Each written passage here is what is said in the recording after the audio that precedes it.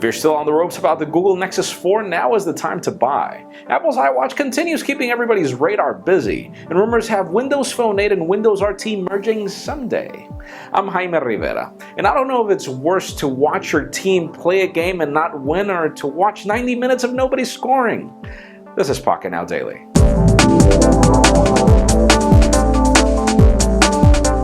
Let's start today off with the odd news. Everybody remembers those Sony camera lenses that are supposed to work attached to the Sony Xperia smartphone lineup. You remember those? Well, we've got some leaked price tags, and well, we're talking about $230 for one and $500 for the other. Pretty much buying another smartphone here.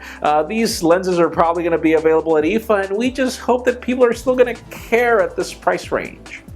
And speaking of IFA in Berlin, another phone that's being expected to be launched at this event is the HTC One Max, which is a blown-up phablet version of the HTC One. We've got some leaked photographs of a removable backplate, and I say removable backplate because the battery is not removable. And interesting, there's this hole at the back that hints to a fingerprint scanner, which we will probably see next week. And aside from that, we've also got HTC being rumored to be working on their own smartphone platform.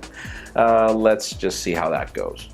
And speaking of smartphone platforms, we had heard the rumors of Microsoft killing Windows RT, but as it turns out, new reports have it that the company is actually merging both, just like you can on iOS and Android for both tablets and phones. You have the same operating system that shares pretty much the same applications across. This is actually a cool idea, and it actually hints to even more probabilities of no-kit tablets.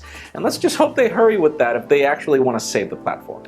Now let's talk about Apple, as we've got some more reports of the iWatch. It continues with a possible release date of 2014, but this time we do have a price range. Apparently it'll cost $200 or so, somewhere around there, which actually makes the whole concept compelling if Apple could actually figure out why we need a smartwatch, and that's not necessarily just another smartphone companion. And aside from that, Apple is apparently also being rumored to launch tablets on September 10th, where they also plan to launch iPhones if that whole September 10th event actually even happens. And finally, for the hot news of the day, those of you interested in the Nexus 7 in Europe, well, the device is already retailing, so get it while it's hot, but even hotter. The Nexus phone just saw this huge price drop. It now costs just $200 after nothing. This phone is off contract, $200 for the 8 gig model, $250 for the 16 gig model, and it just makes this price tag pretty much unbeatable. So that leads me to the question of the day.